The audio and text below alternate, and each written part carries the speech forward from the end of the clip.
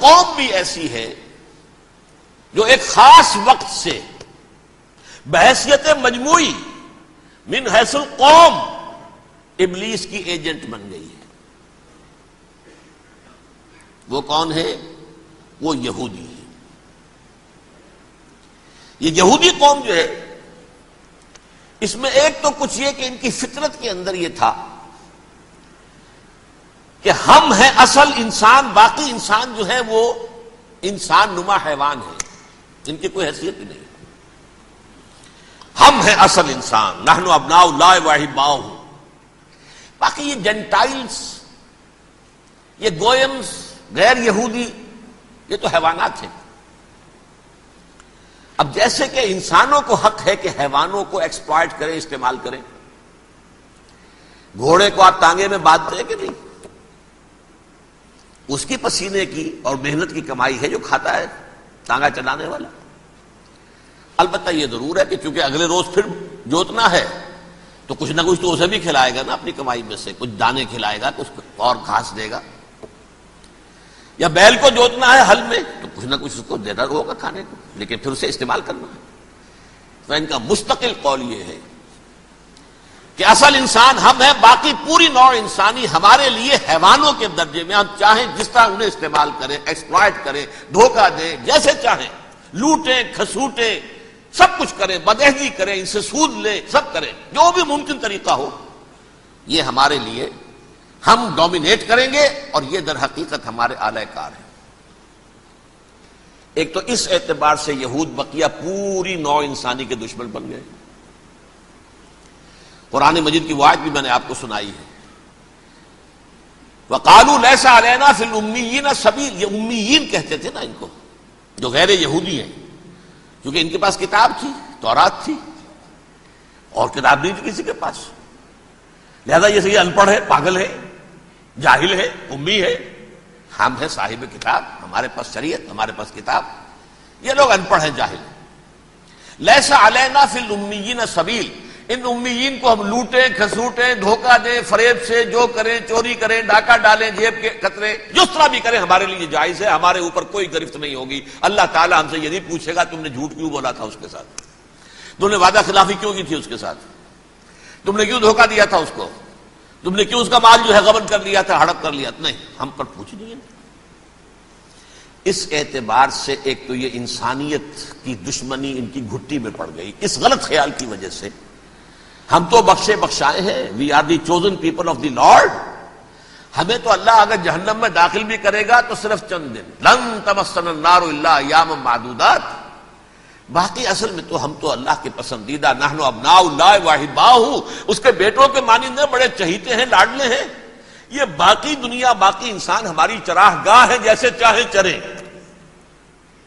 جس طرح چاہے ہڑپ کر جائیں. یہ تو ان کا پہلے سے مستقل معاملہ تھا. لیکن اس کے بعد ان کی تاریخ میں ایک دور وہ آیا جب حضرت مسیح علیہ السلام ان میں مبعوث کیے گئے.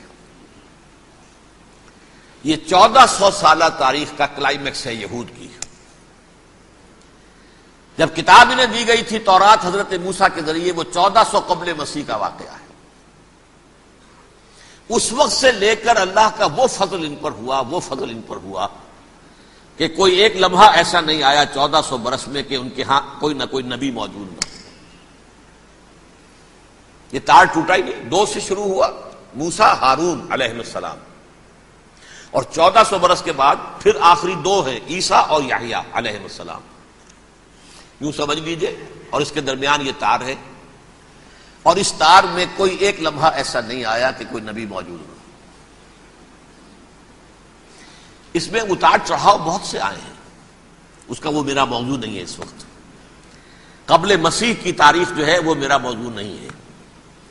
قرآن مجید میں سورہ بنی اسرائیل کے پہلے رکوع میں اس کا تذکرہ موجود ہے. وَقَضَيْنَا إِلَىٰ بَنِي إِسْرَائِيلَ فِي الْكِتَابِ لَتُفْسِدُنَّ فِي الْأَرْضِ مَرَّتَيْنِ وَلَتَعْلُنَّ عُلُوًّا كَبِيرًا. 2 مرتبہ ان پر عذاب کے کوڑے برسے. پہلے اشوریوں کے ذریعے سے جو شامی تھے، سیرینز اشوری کہلاتے ہیں. پھر بابلیوں کے ذریعے سے، یعنی عراقیوں کے ذریعے سے. بیبیلونیا نام تھا عراق کا پہلے. ان پر بہت بڑی بڑی تباہیاں آئیں، اللہ تعالیٰ کی طرف سے عذاب آئے. اس کے بعد پھر دوسرے دور میں دوسرا اقتدار کا دور آیا، خرمستیاں بڑھ گئیں، تو پہلے گریکس کے ذریعے سے، یونانیوں کے ذریعے سے، اور پھر رومیوں کے ذریعے سے انہیں پسوایا گیا۔ یہ دور گزر چکے تھے ان پر، دو عروج کے دور اور دو زوال کے دور۔ میری چھوٹی سی کتاب ہے تنظیم اسلامی کا تاریخی پس منظر، شاید 6-7 روپے کی ہوگی، اس کو آپ دیکھیں گے تو اس میں اس کا پورا نقشہ آپ کو مل جائے گا۔ ویسے تو یہ کہ میری جو ذرا بڑی کتاب ہے سابقہ اور موجودہ مسلمان امتوں کا ماضی، حال اور مستقبل، اس میں میں نے ان معاملات پر بڑی تفصیل سے بحث کی۔ بہرحال یہ جو دور تھا ان کا 1400 سالہ، وہ اونچ نیچ سے ہوتا ہوا جب آیا ہے حضرت مسیح کی بعثت پر، تو ان کی شرارت کی انتہا یہ ہو گئی کہ اللہ تعالیٰ نے مسیح کو رسول بنا کر بھیجا، رسولاً الی بنی اسرائیل۔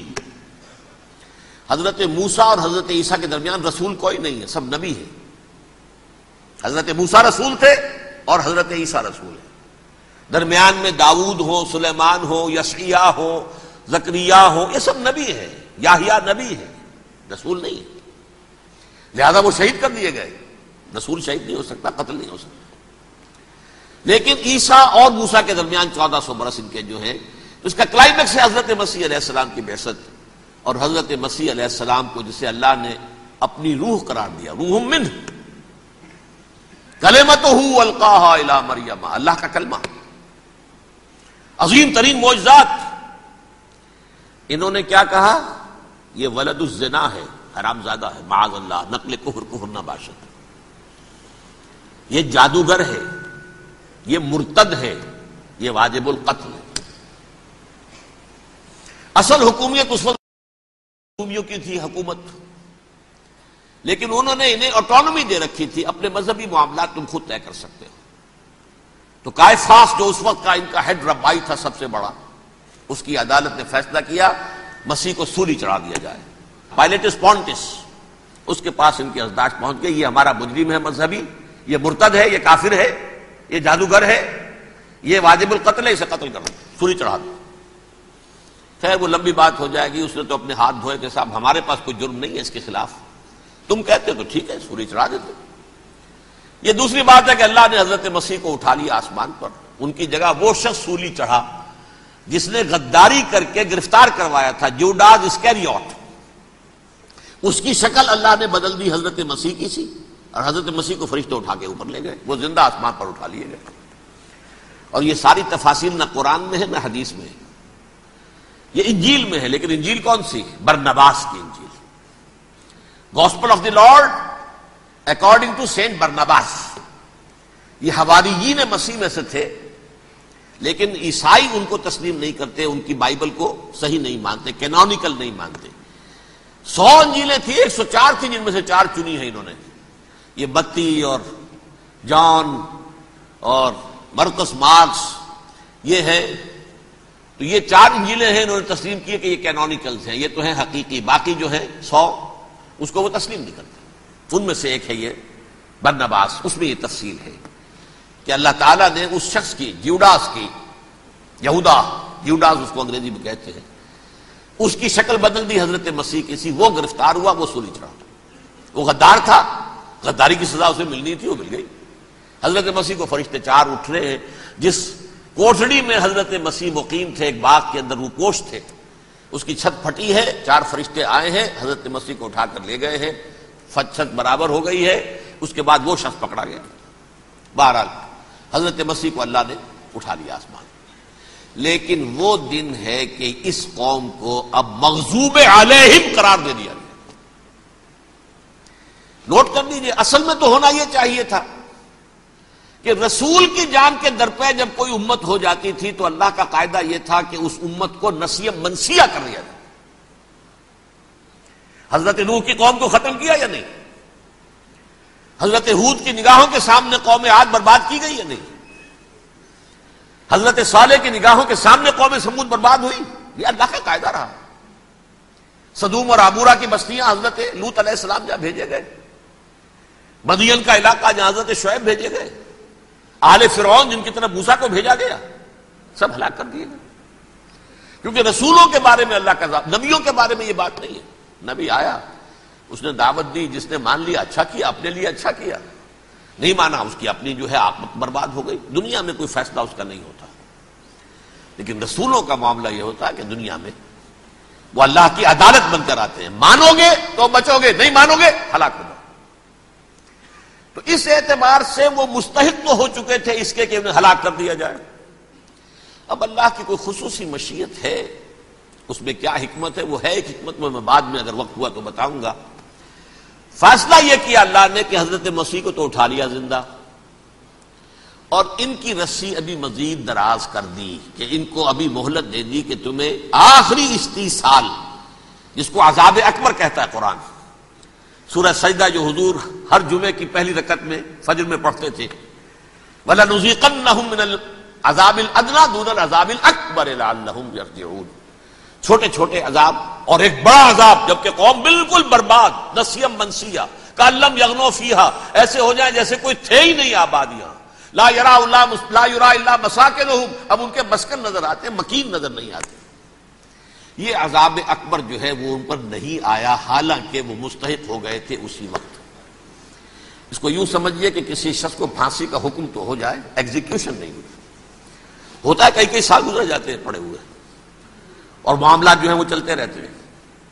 یہ معاملہ ہوا اس کے ساتھ، ورنہ یہ مستحق ہو چکے تھے آخری بربادی تباہی کے، عذاب استیصال، جڑ سے کاٹ دینے والا عذاب، وہ آ سکتا تھا ان پر اسی وقت، لیکن اللہ نے ان کی مہلت دراز کی ہے۔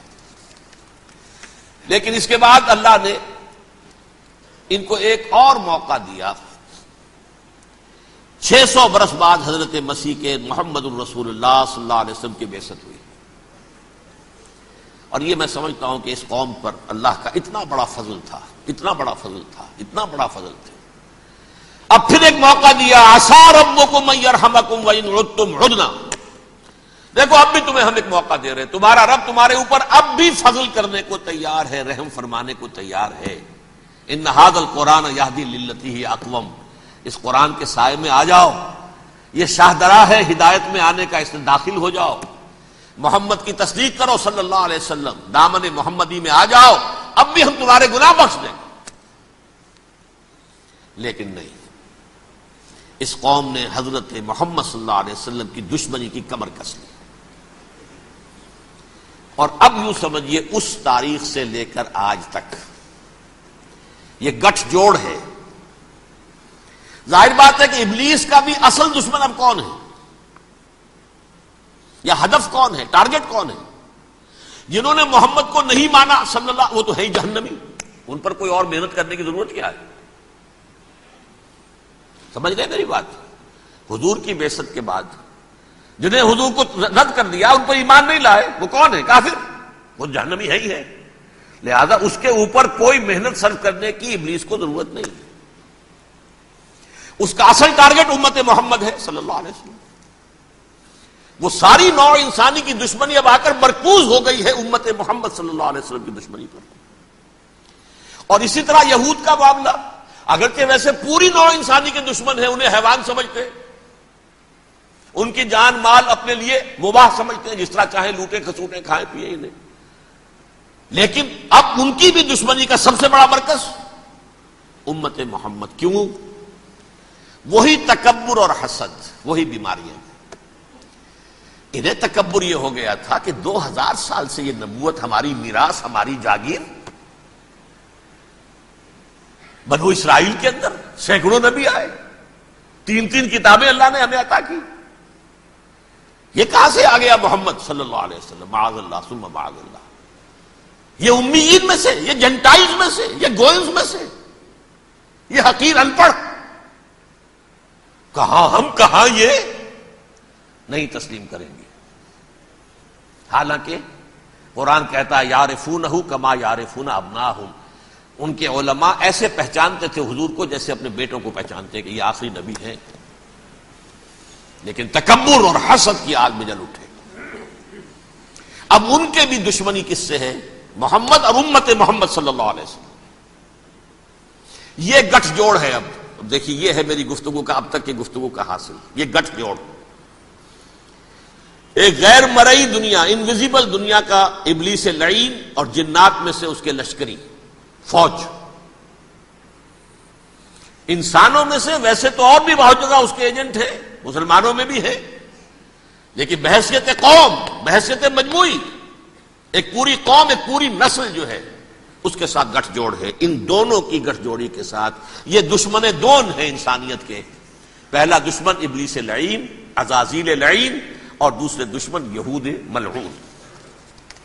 اب میں آپ کو ذرا اس جو انسانوں میں سے انسان دشمنی کا جن کا سب سے بڑا رول ہے، میں ان کی 2000 سالہ تاریخ کا آپ کے سامنے نقشہ رکھنا چاہتا ہوں. ان 1400 سال کا تو میں نے صرف 4 آپ کو پوائنٹس بتائے. موسیٰ سے عیسیٰ تک 1400 برس علیہ الصلوۃ والسلام. 2 مرتبہ عروج، 2 مرتبہ زوال. اشیریوں کے ہاتھوں پٹوائی، بابلیوں کے ہاتھوں پٹانا، گریکس کے ہاتھوں مرمت، رومنس کے ہاتھوں مرمت. یہ جو 2000 سال ہیں، کیونکہ اب تو ظاہر بات ہے 21ویں صدی شروع ہو گئی، 20 صدیاں حضرت مسیح کو پوری ہو گئی. پہلی بات نوٹ کیجئے، حضرت مسیح کی پیدائش ہے سن 1 قبل مسیح. یہ نقطہ آپ نے کبھی سنا ہے یا نہیں؟ جب ملینیم کا سلسلہ شروع ہوا تھا پچھلے سال تو میں نے بیان کر دیا تھا کہ ایک عجیب حساب کے اندر انہوں نے غلطی کی ہوئی ہے. حضرت مسیح کی پیدائش ہوئی 25 دسمبر کو. سن انہوں نے شروع کر دیا، تو اس کے بعد جنوری آئی تو پہلا سال شروع ہو گیا. اگر جنوری سے پہلا سال شروع ہوا تو یہ 6 دن جو ہے تو اس کے پچھلے سال میں تھے. لہذا کہا جائے گا کہ Jesus Christ was born 1 year before Christ, BC. تو 1 قبل مسیح میں حضرت مسیح کی پیدائش ہوئی. یہ آخری اسرائیلی نبی اور رسول. یہودی علماء کی مخالفت، دشمنی، سولی پر چڑھوا دینا میں بیان کر چکا ہوں. سن 33 عیسوی میں جبکہ حضرت مسیح کی عمر 33 برس تھی، اللہ تعالیٰ نے انہیں زندہ آسمان پر اٹھا لیا. لیکن یہودیوں نے اپنے خیال کے مطابق انہیں سولی پر چڑھوا دیا، ان کی موت واقع ہو گئی. اگرچہ اس کے بعد یہ اختلاف ہے ان میں. یہودی کہتے ہیں وہ سولی پر چڑھ گیا، ختم ہوا، مر گیا. عیسائی کہتے ہیں نہیں، انتقال ہوا ہے مسیح کا صلیب پر، لیکن پھر وہ دوبارہ زندہ ہو گئے ہیں. ان کی لاش ایک غار میں رکھ دی گئی تھی، وہاں ریزریکشن ہو گیا، ان کا باعث بعد الموت وہی ہو گیا، اور پھر انہیں اللہ نے زندہ آسمان پر اٹھا لیا. تو ہمارے اور عیسائیوں کے درمیان نوٹ کر لیجئے یہ چیز مشترک ہے کہ حضرت مسیح آسمان پر زندہ اٹھائے گئے. فرق کیا ہے؟ وہ سمجھتے ہیں کہ سولی دیے گئے، سولی پر مرے، پھر زندہ ہوئے، پھر گئے. ہم سمجھتے ہیں کہ نہیں، وما صلبوہ وما قتلوہ، انہوں نے نہ صلیب دے سکے انہیں اور نہ انہیں قتل کر سکے، بل رفع اللہ الیہ، اللہ نے اٹھا لیا. پھر ہمارا اور یہ اس کا عیسائیوں کا ایک اور اتفاق ہے، سیکنڈ کمنگ آف جیسس، حضرت مسیح دوبارہ آئیں گے. یہ عیسائیوں کا بھی عقیدہ ہے اور ہمارا بھی. بہرحال تو جیسا کہ میں نے عرض کیا کہ اس وقت یہ عذاب استیصال، عذاب اکبر کے مستحق ہو چکے تھے، لیکن اللہ نے ان کی مدت دراز کی ہے. لیکن ان پر دنیاوی عذاب کا ایک کوڑا جو ہے اللہ تعالی کی طرف سے اسی وقت برسا. دنیاوی عذاب دنیا میں رہتے ہوئے ختم نہیں کیا. 37 برس بعد حضرت مسیح کے رفع سماوی کے 37 برس بعد سن 70 میں یہودیوں نے بغاوت کی رومیوں کے خلاف. رومی ٹائٹس جنرل تھا ایک، اس نے پھر جو حملہ کیا ہے 1,33,000 یہودی ایک دن میں قتل کیا یروشلم میں، اور ہیکل سلیمانی گرا دیا. وہ ہیکل پہلے بھی گرا تھا، پہلے 1400 سال کے دوران میں بھی نبوکڈنیزر نے گرایا تھا، لیکن پھر اس کے 150 سال بعد انہوں نے دوبارہ بنا لیا تھا، اس لیے وہ اسے سیکنڈ ٹیمپل کہتے ہیں. پہلا ٹیمپل جو حضرت سلیمان نے بنایا تھا نبوکڈنیزر نے گرا دیا 587 قبل مسیح میں، پھر دوبارہ انہوں نے 150 سال کے بعد بنا لیا. وہ اس تاریخ کا حصہ ہے، میں نے جس کے بارے میں آپ کو تفصیل نہیں بتائی. اس میں یہ ہوا سن 70 میں وہ گرا دیا گیا، وہ آج تک گرا پڑا ہوا ہے. نمبر 2 یہ کہہ دیا گیا کہ یہودیوں اس ارض فلسطین سے نکل جاؤ. تم یہاں نہیں رہ سکتے اب. لہذا جس کا جہاں سینگ سمایا چلا گیا. یورپ میں چلے گئے، ایشیا میں آ گئے، عرب میں آ گئے. یہ 3 قبیلے جو رات بھی میں نے عرض کیا تھا، بنو قینقاع، بنو نذیر اور بنو قریظہ، یہ وہاں سے آ کے مدینے میں آباد ہو گئے. جس کا جہاں سینگ سمایا، افریقہ میں، ہندوستان میں، جہاں چلے گئے. ڈایاسپورا اسے کہتے ہیں، وہ آپ نوٹ کر لیجیے اس لفظ کو، ڈایاسپورا. ہمارا دور انتشار، جبکہ ہمیں ہماری اصل سرزمین تو فلسطین ہے، حضرت ابراہیم کا مسکن، حضرت اسحاق، حضرت یعقوب کا مسکن فلسطین. یہ ہے ہماری اصل جاگیر، یہ تو ہماری جدی پشتی جاگیر ہے. لیکن یہاں سے نکال دیے گئے سن 70 عیسوی میں، اور وہاں سے لے کے 1917 تک ان کا ڈایاسپورا جاری رہا. یہ دور انتشار ہے. اس دور انتشار کے اب چند حصے ہیں جس کو میں چاہتا ہوں کہ آپ علیحدہ علیحدہ سمجھ لیں. دور انتشار کا جو پہلا جو ہے تقریباً 300 برس رومی حکمران تھے. وہ یہودیوں کے بھی دشمن تھے اور عیسائیوں کے بھی دشمن تھے. عیسائی اور یہودی ایک دوسرے کے بھی دشمن تھے. لیکن رومی سمجھتے تھے کہ یہ ایک ہی تھیلی کے چٹے بٹے ہیں. رومیوں کے نزدیک عیسائی بھی یہودیوں ہی کا ایک فرقہ تھے، کوئی علیحدہ مذہب تو تھا ہی نہیں. لہذا رومی جو ہیں رومنز، وہ ان دونوں کو ستاتے تھے، مارتے تھے، اور یہ آپس میں لڑتے تھے. یہودی عیسائیوں کو مارتے تھے، عیسائی یہودیوں کو مارتے تھے. یہ ہے 300 برس تک کی تاریخ. سن 300 عیسوی میں کیا ہوا؟ ایک معجزہ ہو گیا. بہت عظیم ایمپرر کانسٹینٹائن، قسطنطین اعظم، رومن ایمپررز میں سے بہت بڑا ایمپرر، وہ عیسائی ہو گئے. اب تو معاملہ بالکل تلپٹ ہو گیا. پوری سلطنت عیسائی ہو گئی. اب عیسائیوں کے عیش ہو گئے اور یہودیوں پہ مار پڑنی شروع ہوئی. اب عیسائیوں کا آپ خود سوچئے کہ جنہیں وہ خدا بنا بیٹھے ہیں، خدا کا بیٹا قرار دے رہے ہیں، ان کے قاتل کون؟ یہودی بدماش. لہذا ان کی وہ پٹائی شروع ہوئی ہے یورپ میں، پوری رومن امپائر میں. انہیں ذلیل کیا گیا. شہروں میں آمد بند، علیحدہ رہو، گھیٹوز کے اندر رہو. یہودی کا نام جو ہے وہ گالی بن گیا. جیسے آج بھی یہودی گالی کہتے ہیں، جیسے خنزیر کا لفظ. آخر وہ بھی اللہ کی مخلوق ہے، لیکن آپ کو معلوم ہے کوئی شخص زبان پر نام نہیں لانا چاہتا خنزیر کا، سور کا. ہے تو مخلوق، وہ بھی ایک حیوان ہے. ایسے ہی یہ ہے یہودی، یہودی گالی، جیوٹ گالی. لہذا ایک طرف تو ان دونوں کے درمیان دشمنی، جس کو قرآن کہتا ہے وَأَغْرَيْنَا بَيْنَهُمُ الْعَدَاوَةَ وَالْبَغْضَاءَ، ہم نے ان کے مابین دشمنی جو ہے پیدا کر دی. اور جب یہ پوری سلطنت عیسائی ہو گئی تو قافیہ تنگ ہو گیا یہودیوں کا. اب آئیے 571 عیسوی، یعنی جبکہ ڈایاسپورا کو کتنا عرصہ ہو چکا تھا؟ 500 برس. سن 70 سے شروع ہوا نا ڈایاسپورا، جب ٹائٹس نے گرایا ہے ہیکل کو اور نکال باہر کیا انہیں فلسطین سے. بھاگ جاؤ، یہاں ایک یہودی بھی نہیں رہے گا. فلسطین سے نکال دیے گئے. اس کے پورے 500 برس بعد سن 571 عیسوی میں حضور کی پیدائش ہوئی. ولادت باسعادت محمد الرسول اللہ صلی اللہ علیہ وسلم. 610 میں آپ پر وحی کا آغاز ہوا. لیکن حضور کے ساتھ ان کا معاملہ کیا رہا؟ اول تو جبکہ حضور ابھی مکے ہی میں تھے، یہودیوں نے ریشہ دوانیاں شروع کر دی حضور کے خلاف. قریش مکہ کو سکھاتے تھے، پڑھاتے تھے، ان سے یہ پوچھو، ان سے یہ پوچھو، انہیں اس طرح تنگ کرو، ان سے یہ امتحان لو. یہ آپ کے علم میں ہے. سورہ بنی اسرائیل میں، سورہ کہف میں وہ سوالات، جو امتحانی سوالات آئے تھے، ذوالقرنین کون تھا، اصحاب کہف کون تھے، تم رسول بنے پھرتے ہو تو بتاؤ، اور یہ روح کی حقیقت کیا بتاؤ. یہ ساری ریشہ دوانیاں کر رہے تھے بیٹھے ہوئے ابھی وہیں پر. حضور ابھی پہنچے بھی نہیں. ہجرت فرما کر حضور تشریف لے آئے تو حضور نے، جسے ماسٹر سٹروک کہا جائے گا، یعنی اسٹیٹس مین شپ کا ماسٹر سٹروک، آپ نے مدینے میں آتے یہودیوں کے ساتھ پیکٹ کر دیا، جوائنٹ ڈیفنس پیکٹ آف مدینہ، کہ اگر مکے والے ہم پر حملہ کریں گے تو ہم مل جل کر ایک قوم کی حیثیت سے مقابلہ کریں گے. یہ میثاق مدینہ کہلاتا ہے. جس کے بہت غلط معنی پہنائے جا رہے ہیں آج کل. بہرحال میں موضوع میرا چونکہ یہ نہیں، میں ادھر نہیں جاؤں گا. لیکن ہوا کیا؟ ہر مرتبہ یہ خیانت کے مرتکب ہوئے،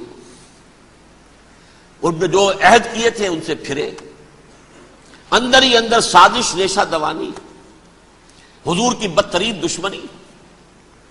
سورہ نساء کی آیت نمبر 12 میں 14 میں 13 میں فرمایا ہے لا تزال تطلع علی خائنۃ منہم. اے نبی ہمیشہ آپ کے علم میں ان کی طرف سے خیانتیں، بددیانتیاں آتی رہیں گی. اور بار بار وہ مسلسل جنگ کی آگ بھڑکاتے تھے. قریش کو دعوت دیتے آؤ آؤ آؤ ہم اندر سے بغاوت کر دیں گے، تم آؤ تو صحیح، ختم کریں محمد کو اور اہل ایمان کو صلی اللہ علیہ وسلم رضی اللہ تعالی عنہم اجمعین.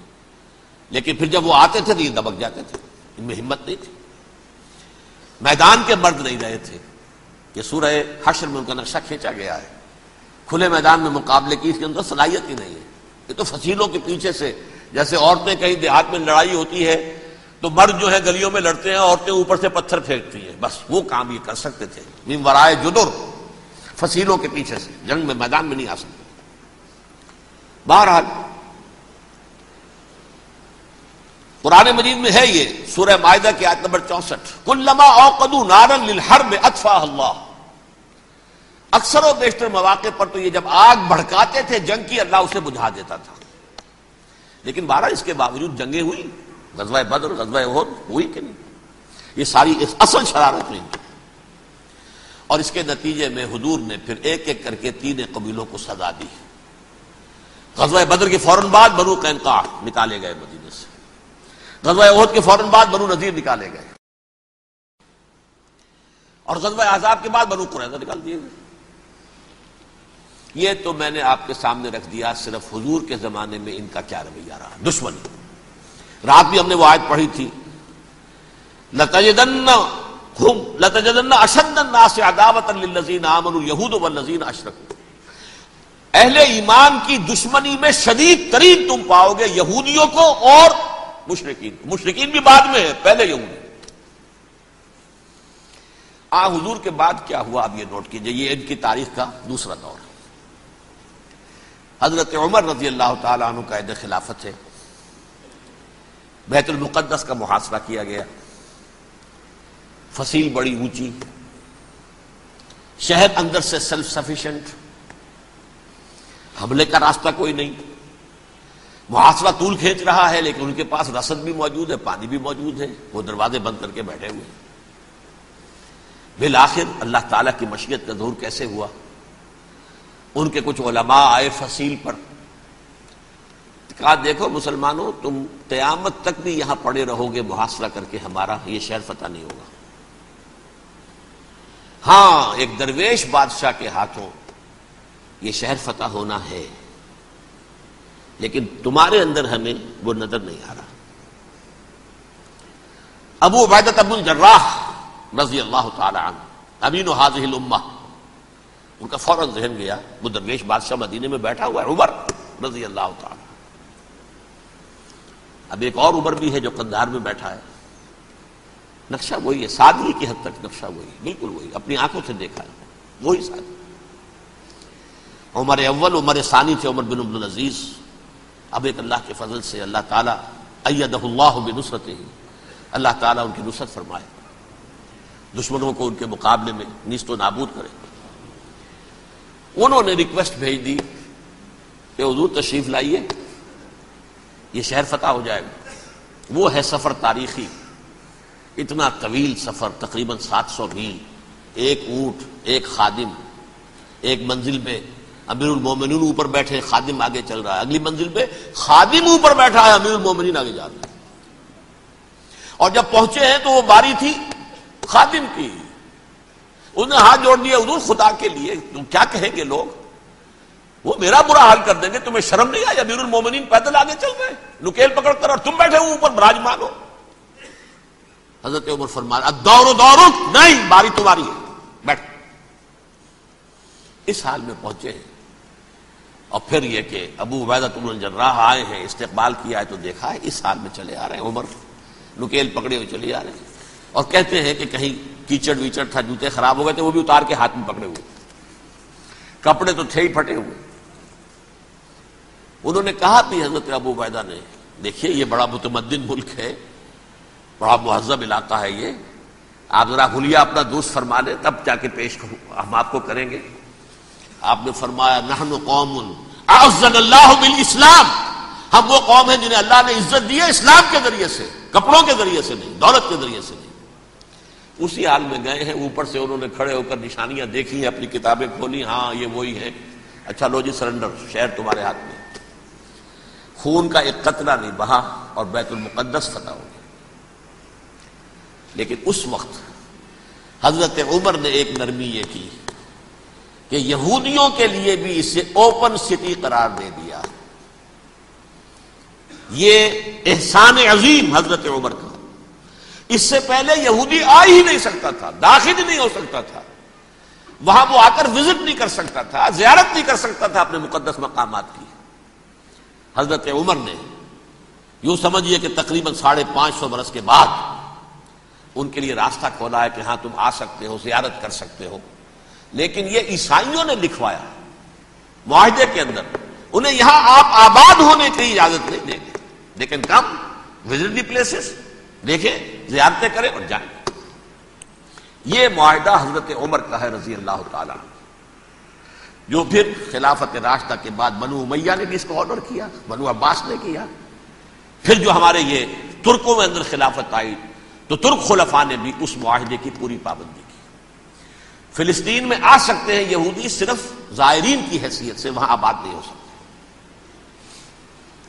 اب آئیے اگلا دور آیا حضرت عثمان کا دور خلافت۔ یہ ہے وہ وقت کہ اب یہود نے امت مسلمہ کی پیٹھ میں چھرا گھونپا۔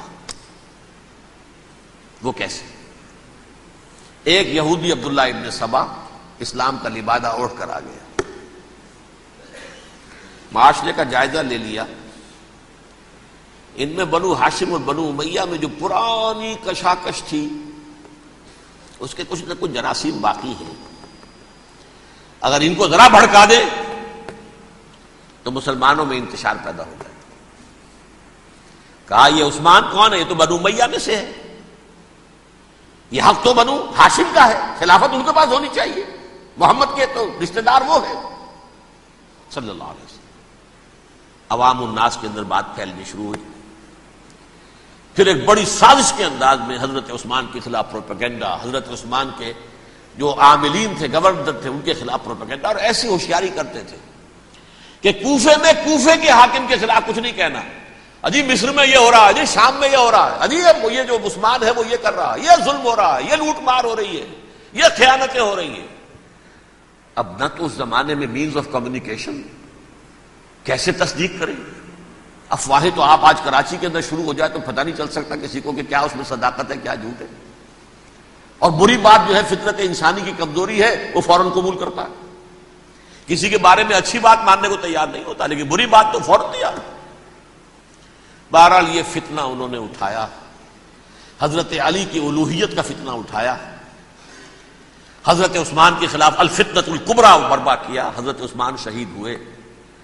اس کے بعد 5 برس تک مسلمان ایک دوسرے کی گردنیں کاٹتے رہے، باہمی خانہ جنگی ہوئی، امت کو وہ زخم لگایا ہے جو آج تک جس سے خون رس رہا ہے۔ یہ شیعان عثمان اور شیعان علی تھے جو بعد میں پھر سنی اور شیعہ ہو اور آج تک ہے۔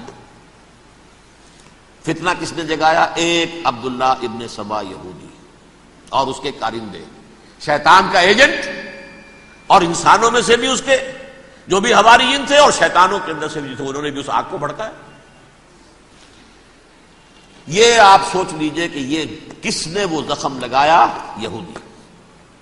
اگلا دور آیا، خلافت راشدہ ختم ہوئی، بنو امیہ کا بھی دور کافی گزر گیا۔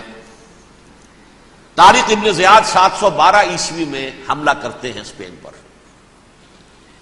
اسپین اس وقت عیسائیت کا بہت بڑا گڑھ، بڑے کٹر ترین عیسائی جو ہے وہ اسپین میں تھے، لہذا یہودیوں کی وہاں بہت پٹائی ہوتی تھی، بہت پٹائی ہوتی، میں بتا چکا ہوں، دشمنی تھی ان کی تو چلی آ رہی تھی عیسائیوں کے ہاتھوں یہودیوں کی۔ وہ تو سن 300 عیسوی سے ایمپرر کانسٹنٹائن کے بعد سے شروع ہو گئی تھی۔ اس حوالے سے یہودیوں نے اس وقت چالاکی یہ برتی، کچھ راستے واسطے بتائے، کچھ مدد کی طارق ابن زیاد کی۔ طارق ابن زیاد نے انہیں اپنا محسن سمجھا، ہسپانیہ فتح ہو گیا تو یہودی چونکہ محسنین کی فہرست میں آ چکے تھے، انہیں بہت اقتدار نصیب ہوا، بڑی سپورٹ مسلمانوں نے دی۔ ان کے بڑے بڑے علماء جو اسی دور کے اندر پیدا ہوئے، بڑے بڑے تھنکرز ان کے اسی دور میں پیدا ہوئے۔ بن گوریون جو کہ ایک وزیر اعظم تھا اسرائیل کا، اس نے یہ لکھا اپنی کتاب میں، Muslim Spain was the golden era of our diaspora. وہ ڈائسپورا جو 70 عیسوی سے شروع ہوا تھا اور 1917 عیسوی تک جاری رہا ہے، اس میں سے گولڈن ایرا ہمارا جو تھا وہ مسلم اسپین تھا۔ ہسپانیہ میں بیٹھ کر ہم نے عیش کیے، لیکن وہاں سے انہوں نے اور جو کچھ کیا، یہ تو داستان کے تو بہت سے گوشے ہیں، لیکن میں جس اسٹریٹ لائن میں چل رہا ہوں اس کے اعتبار سے ایک بات سمجھ لیجیے۔ وہاں بیٹھ کر انہوں نے اب عیسائیت کی پیٹھ میں چھرا گھونپا، پروٹیسٹنٹ مذہب پیدا کیا، تقسیم کر دیا، جیسے شیعہ سنی کی تقسیم، عبداللہ ابن سبا، رومن کیتھولک اور پروٹیسٹنٹ کی تقسیم، یہودی علماء۔ ہوتا کیا تھا، ہسپانیہ کی یونیورسٹیاں ہیں، کارڈووا میں ہے، ٹولیڈو میں ہے، گریناڈا میں ہے، غرناطہ، قرطبہ، تولیتلا، اور وہاں آتے تھے لوگ، فرانس سے چلے آ رہے ہیں نوجوان پڑھنے کے لیے، جرمنی سے چلے آ رہے ہیں، اٹلی سے چلے آ رہے ہیں، تین ہی ملک قریب ترین پڑھتے ہیں سینٹرل جو یورپ کے ہیں۔ یہاں پر جو ہے وہ اسلام جو نور پھیلا رہا تھا اس سے بھی مستفیض ہوئے، جہالت کے جو ہے پردے ان کے وہ چھٹے، اس کے ساتھ ہی وہ یہودی وہاں ان کے اندر جو جراثیم داخل کر رہے تھے وہ اس عیسائیت کے خلاف بغاوت تھی، جو اس وقت دنیا میں عیسائیت اس وقت تھی، پوپ کا راج تھا دنیا میں اس وقت۔ یورپ میں جو عیسائیت تھی اس میں ایک طرف بادشاہ تھے، لیکن بادشاہوں کی حیثیت وہاں پر یوں سمجھ لیجئے کٹ پتلیوں کی تھی، اصل قوت پوپ کے ہاتھ میں تھی۔ اور پوپ کو انہوں نے جیسے قرآن نے کہا اتخذوا احبارهم ورهبانهم اربابا من دون اللہ، کیونکہ سینٹ پال نے شریعت موسوی ساقط کر دی تھی تو اب شریعت تھی ہی نہیں، پوپ کو اختیار تھا جس چیز کو چاہے حلال قرار دے دے، جس چیز کو چاہے حرام قرار دے دے۔ اتخذوا احبارهم ورهبانهم اربابا من دون اللہ۔ انہوں نے کہا صاحب یہ پوپ کس بلا کا نام ہے، یہ بھی انسان ہے، بات تو ٹھیک تھی نا، اصل حیثیت تو کتاب کی ہونی چاہیے نا، ڈیوائن بک، دی ریویلڈ اسکرپچر، لہذا یہ کتاب ہر شخص پڑھ سکتا ہے، کوئی پوپ کے باپ کو جو ہے کوئی اس کے لیے پروپرائٹری رائٹس تو نہیں ہے کہ صرف پوپ پڑھ سکتا ہے یا پادری پڑھ سکتے ہیں، ہم بھی پڑھ سکتے ہیں، ہم بھی سمجھ سکتے ہیں۔ یہ باتیں تھی کہ جن کو بڑھا چڑھا کر بیان کر کے اور پوپ کا اقتدار ختم کرا دیا اور توجہ مرکوز کر دی بائبل کی طرف۔ اب بائبل میں بڑا حصہ تو اولڈ ٹیسٹامنٹ کا ہے، نتیجہ کیا ہوا، یہود کی عظمت پروٹیسٹنٹس کے نزدیک مسلم ہو گئی۔ اصل قوم تو یہ ہے، وہ دشمنی بدلی کہ نہیں بدلی، موسیٰ کے امتی یہ ہے، تورات موسیٰ کو دی گئی، ابراہیم کی نسل یہ ہے، لہذا وہ جو دشمنی تھی، جو عداوت تھی کہ ہمارے خدا کو سولی چڑھانے والے ہیں یہ بدماش، اس کا ازالہ ہوا۔ اس پروٹیسٹنٹ مذہب کے نتیجے میں یہ میں اب آپ کو بتاتا ہوں کہ ایک نتیجہ وہ نکلا ہے جسے برٹرنڈ رسل نے بیان کیا ہے، اس کی کتاب ہے ان پریز آف آئیڈلنس، صفحہ 108۔ وہ لکھتا ہے دی Christians retaining the Judaic belief in a special revelation added to it the Roman desire for worldwide domination and the Greek taste for metaphysical subtleties. The combination produced the most fiercely persecuting religion that the world has yet known. یہ تین چیزیں آ کر عیسائیت میں مل گئی۔ ایک تو جب یہ اولڈ ٹیسٹمنٹ جو ہے وہ ان کے ہاتھ میں آ گئی، اور اس کے میں کچھ آپ کو بتا دیتا ہوں کہ اولڈ ٹیسٹمنٹ کی تعلیمات، کیونکہ یہ اولڈ ٹیسٹمنٹ جو ہے یہ محرف تھی، اصل تورات تو گم ہو گئی تھی 587 قبل مسیح میں جب پہلی مرتبہ ہیکل جو ہے تباہ ہوا ہے اس وقت ختم ہو گئی تھی. اس کے کوئی 150 سال کے بعد انہوں نے یادداشتوں سے مرتب کر کے لکھی ہے. اب اس میں ان کے اپنے خیالات، اپنے امانی، اپنی توجیحات وہ شامل ہو گئی. لہذا میں آپ کو حوالے دیتا ہوں اس کتاب کے اندر مظالم کی جو تعلیم دی گئی ہے. اہل کتاب نے اپنے مظالم قتل عام کے جواز کے لیے تورات میں تبدیلیاں کی اور پیغمبروں پر دہشت ناکی اور بدترین حرام کاری کے الزامات لگائے. سنیے، پہلا حوالہ ہے یہ گنتی باب 31 آیات 17-18. اس لیے ان بچوں میں جتنے لڑکے ہیں سب کو مار ڈالو، اور جتنی عورتیں مرد کا منہ دیکھ چکی ہیں ان کو بھی قتل کر ڈالو، لیکن ان لڑکیوں کو جو مرد سے واقف نہیں اور اچھوتی ہیں اپنے لیے زندہ رکھو. یہ کسی اللہ کی کتاب کا یہ جملہ ہو سکتا ہے؟ کسی ریویلڈ بک کا؟ اور سنیے، یہ ہے استثناء ڈیٹرانومی باب 20 آیت 16-18.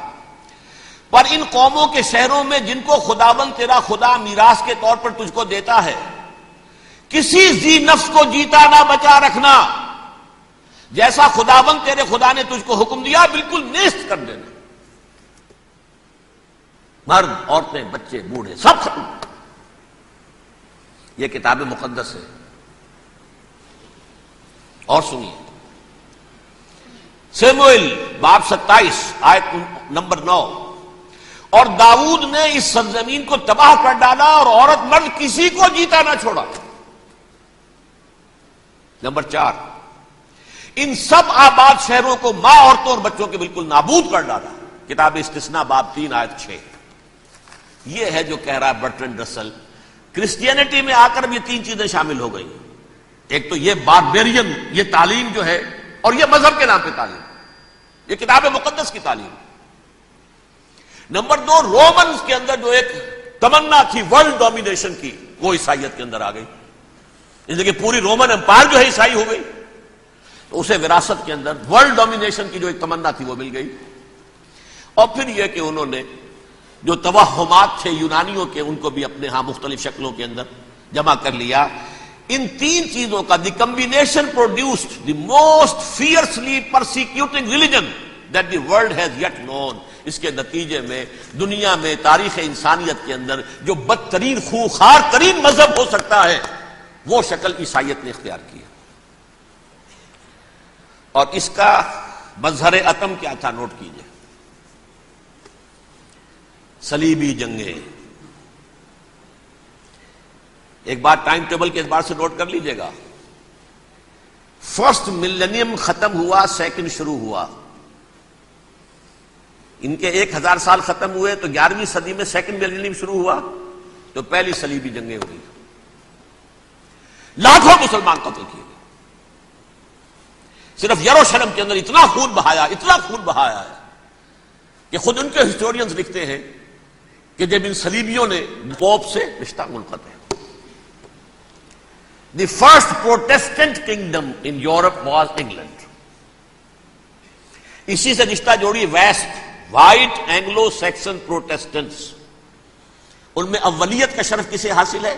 برطانیہ شریف کو. یہاں پر انہوں نے اب ایک بہت بڑا جو کارنامہ کیا، پوپ کی گرفت کم ہوئی یورپ پر سے، پروٹیسٹنٹ مذہب کا فروغ ہوا، تو انہوں نے سود کی اجازت حاصل کر لی. جب تک پوپ کی حکومت تھی سود حرام تھا. نو ٹرانزیکشن، نہ انٹرسٹ نہ یوزری، کچھ بھی نہیں. پروٹیسٹنٹس کے ذریعے سے سود کی اجازت حاصل کر لی. اس کے بعد بڑے بڑے بینک بنا کر بیٹھ گئے. House of Rothschilds, the House of Goldsmiths. یہ عمران خان صاحب کے جو خطر جو تھے گولڈ سمتھ، یہ بینکرز، بڑی بڑی فیملیز. ان لوگوں نے کیا کیا؟ اب ریشہ دوانیاں. یورپ میں مختلف ملکوں کے درمیان جنگیں کروائیں سازشوں کے ذریعے سے. وہی کلما اوقدوا نارا للحرب، جنگ کے لیے آگ بھڑکا دینا تو ان کا پرانا مشغلہ تھا. جنگیں کرواتے تھے. پھر فرانس کے بادشاہ کو بھی قرض چاہیے اسلحہ کے لیے، انگلستان کے بادشاہ کو بھی قرض چاہیے. ہاؤس آف روتشائلڈ کا ایک نمائندہ وہاں بیٹھا ہے، ایک یہاں بیٹھا ہے، اور منہ مانگے شرح پر سود کے اوپر قرض دے رہے ہیں۔ ان کو سب کو جو ہے ان کے سارے مالی وسائل کھینچ لیے، دولت پر قبضہ کر کے بیٹھ گئے، اور اس کا نتیجہ یہ نکلا چند 100 سالوں کے اندر کہ فرنگ کی رگے جاں پنجے یہود میں، اس سودی نظام کے ذریعے سے دولت پر ان کا قبضہ۔ علامہ اقبال 1905 سے 1908 تک رہے تھے نا وہ، لیکن یہ کہ ان کی نگاہ تھی ایسی، گاہ میری نگاہ تیز چیر گئی دل وجود، گاہ الجھ کے رہ گئی میرے توہمات میں۔ انہوں نے دیکھا ہے کہ فرنگ کی رگے جاں پنجے یہود میں ہے۔ ابھی ہٹلر کا تو وجود بھی نہیں تھا، بعد میں ہٹلر کو محسوس ہو گیا نا واقعتاً ہمارا اصل دشمن یہ یہودی ہے جو یہاں پر بیٹھا ہوا ہے، جو ہمارا خون چوس رہا ہے۔ آخر یوں ہی تو نہیں، دماغ اس کا ایسے تو خراب نہیں ہو گیا تھا۔ یہ قتل عام، یہ ہولوکاسٹ کس لیے؟ اس نے پہچان لیا تھا، اس لیے کہ وہ ویسٹ نہیں تھا، وائٹ اینگلو سیکسن پروٹیسٹنٹس، اصل جادو جو چلا وہ ان پر چلا، اور برطانیہ ان کا سب سے بڑا جو ہے وہ پشت پناہ، مددگار، حامی۔ اس کے ساتھ ساتھ انہوں نے کوشش کی، یہ ترک خلفاء بیچارے، مرد بیمار تو بن ہی چکا تھا یورپ کے اندر، زوال سے دوچار ہو چکی تھی ترکی خلافت، انہوں نے بھی محل بنائے تھے۔ آج تجھ کو بتاتا ہوں تقدیر امم کیا ہے، شمشیر و ثنا اول طاؤس و رباب آخر۔ بڑے بڑے قرضے لے کر محل بنے تھے یہ، جو آج جا کر آپ استنبول میں دیکھ لیجئے، قرضوں کے اندر بندھے ہوئے۔ لیکن یہ کہ کم سے کم یہ ضرور کیا کہ بڑی سے بڑی رشوت انہیں یہودیوں نے پیش کی کہ کسی طرح ہمیں فلسطین میں آباد ہونے کی اجازت دے دو، لیکن this goes to their credit, انہوں نے کہا نہیں، یہ معاہدہ جو عمر نے کیا تھا رضی اللہ تعالی عنہ، اس کو میں نہیں بدل سکتا، تم جاؤ، جا کے زیارت کرو، آ جاؤ، تم وہاں آباد نہیں ہو سکتے، کیونکہ ترکی کے زیر ادگی تھا نا علاقہ، سلطنت عثمانیہ میں شامل تھا، پورا ویسٹ ایشیا، پورا ایسٹ یورپ، پورا شمالی افریقہ، 3 بر اعظموں پر پھیلی ہوئی تھی سلطنت عثمانیہ، خلافت عثمانیہ، 400 برس تک خلافت ان کے ہاں رہی ہے۔ انہوں نے نہیں مانا، نتیجہ کیا نکلا؟ انہوں نے اس خلافت کے نظام کو ختم کرنے کے لیے سازش شروع کی۔ اس سازش کا نتیجہ تھا، اس کو دیکھ کر بھانپ کر ہندوستان میں تحریک خلافت چلی ہے۔ بولی اماں محمد علی کی جان بیٹا خلافت پر دے دو، ساتھ ہوں تیرے شوکت علی بھی جان بیٹا خلافت پر دے دو، تحریک چلی، ابھی ختم نہیں ہوئی تھی خلافت، لیکن نظر آ گیا تھا۔ بڑا پیارا واقعہ ایک صاحب نے سنایا ہے کہ جب شیخ الہند جو ہیں اسیر تھے مالٹا میں، یہ 1915 سے 1920 تک رہے، تو وہاں جو تھا مالٹا کا جو کیمپ تھا جس میں کہ یہ اسیر تھے، اس کا کمانڈانٹ جو تھا انگریز، انہوں نے دیکھ لیا تھا یہ بہت فرشتہ خصلت انسان ہے، نورانی شکل ہے، تو وہ اچھا میل ملاپ تھا۔ ایک روز کہا حضرت شیخ الہند نے کہ آپ لوگ ہماری خلافت کے پیچھے کیوں پڑے ہوئے ہیں؟ وہ تو ایک مردہ شے ہے، اس میں کوئی جان تو ہے نہیں، کوئی طاقت نہیں ہے، پھر بھی آپ ہماری ایک نشانی ہے، اسے کیوں آپ جو ہے برباد کرنے پر تلے ہوئے؟ اس نے کہا اتنے بھولے نہ بنیے حضرت، ہمیں معلوم ہے اس نیم مردہ خلافت میں بھی طاقت اتنی ہے کہ اگر جہاد کا فتویٰ اس نے دے دیا تو انڈونیشیا سے موریتانیہ تک مسلمان کفن سر سے باندھ کے نکل آئے گا، یہ ہمیں معلوم ہے، لہذا ہم نے ختم کرنا ہی کرنا۔ اور ختم کس سے کرایا؟ ایک فری میسن مصطفیٰ کمال پاشا، چاک کر دی ترک ناداں نے خلافت کی قبا، سادگی اپنوں کی دیکھ اوروں کی عیاری بھی دیکھ۔ عیاری کس کی تھی؟ یہود کی، اور ان کے اعلی کار برطانیہ۔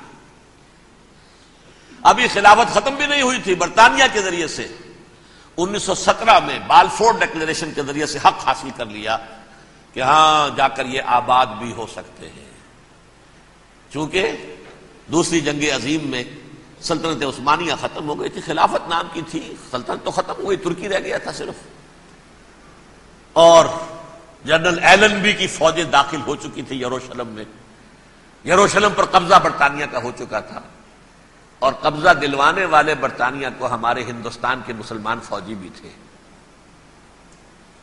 اربوں نے بغاوت کی ترکوں کے خلاف، اور انگریزوں کی فوج میں ہمارے ہندوستان کے مسلمان سپاہی بھی تھے.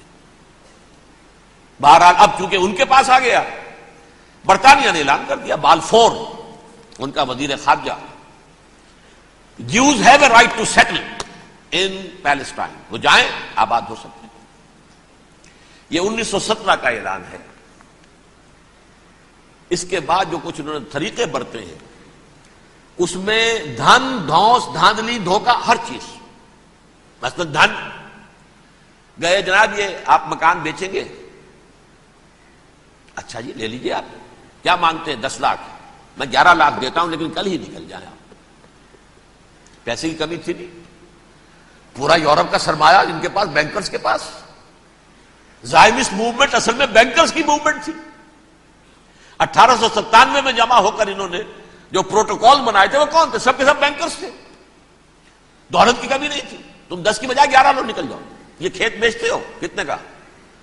بھائی 12 کا. ہم 13 دیتے ہیں بھائی، جلدی سے نکل جاؤ. یہ بھی کیا، دھن کے ذریعے سے ڈسپلیس کیا، جہاں زور چلا نکال دیا. اور اس کے بعد پھر جب سن 48 میں اسرائیلی ریاست قائم ہو گئی، اب اسرائیلی جو ہے عدالتوں میں استغاثے دائر کرنے شروع. یہ فلاں مکان میرے پڑھانے پکڑ دادا سگڑ دادا کا تھا 2000 سال پہلے، اس کے اوپر یہ قبضہ کر کے بیٹھے ہوئے، یہ میرے پاس دستاویزات ہیں. اچھا ٹھیک ہے آپ نکل جائیں، یہ مکان ان کا ہے. اس طریقے سے انہوں نے بے دخل کیا فلسطینیوں کو، اور خود وہاں پر قدم جما کر مضبوطی سے بیٹھ گئے. یہ ہے کہ جو مغربی اقوام نے کیا ہے. اس میں سیکنڈ جو ہے رول پلے کیا ہے امریکہ نے. ویسٹ جو ہے اس کا نمبر 2 امریکہ تھا، اب نمبر 1 امریکہ ہے. اب برطانیہ کی کوئی حیثیت ہی اب نہیں ہے، لیکن سب سے بڑا وکیل جو ہے وہ وہی ہے اب بھی. لیکن ظاہر بات ہے کہ west white Anglo Saxon Protestants کا امام اس وقت جو ہے وہ برطانیہ، یو ایس اے.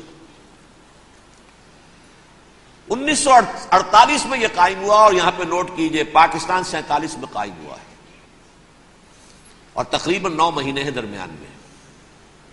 اگست 47 اور مئی یا جون 48. اس کا کیا مطلب ہے یہ میں بعد میں بتاؤں گا آپ کو. پہلی جنگ ہوئی 48 میں، جنگ ہوئی اور عرب جیت رہے تھے. اچانک پتہ نہیں کیوں عربوں نے جنگ بند کر دی. یہ بالکل یوں سمجھیے کہ پیرلل واقعات تھے. کشمیر میں ہم جیت رہے تھے، بھاگ کر نہرو پہنچ گیا یونائٹڈ نیشنز کے اندر، جنگ بند ہو گئی، ختم ہوا. ایسا کچھ اپنوں کی غلطی بھی تھی، کچھ قبائلیوں نے وہاں جا کر سری نگر ایئرپورٹ تک پہنچ گئے تھے، بجائے اس پر قبضہ مکمل کرنے کے لوٹ مار میں لگ گئے. اپنوں کی غلطی بھی تھی، لیکن اس کے باوجود پڑنا بھاری تھا. اور اگر سری نگر ایئرپورٹ پر قبضہ ہو گیا ہوتا تو سوال ہی پیدا نہیں ہوتا کہ بھارت جو ہے اپنی فوجیں اتار سکتا. زمینی راستہ تھا ہی نہیں. وہی وہاں ہوا ہے بڑے ہی عجیب طریقے پر. عرب جیت رہے تھے، اسرائیل جو ہے شکست کھا رہے تھے، عربوں نے صلح کر دی. کچھ مہینوں کے بعد عربوں نے دوبارہ جنگ کی. اتنے عرصے میں یہ اسرائیلی، یہ سب جو ہے جتنے دہشت گرد ہیں اسرائیلی، یہ اس دور کے لوگ ہیں.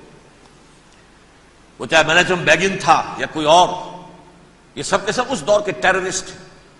اب انہوں نے ڈٹ کر جو مقابلہ کیا، عربوں کو شکست دی بڑی سخت. سن 48 میں عربوں کو شکست ہو گئی. سن 67 میں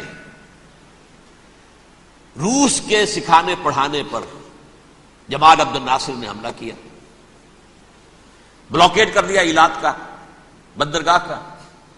6 دن کی جنگ کے اندر اسرائیلیوں نے روس سے پورا سیرہ سینا لے لیا، اسرائیل شام سے گولان ہائٹس لے لیے، اردن سے یہ پورا مغربی کنارہ جو یہ اردن کا حصہ تھا، اور مشرقی یروشلم اردن کے پاس تھا، اس پر بھی قبضہ کر لیا.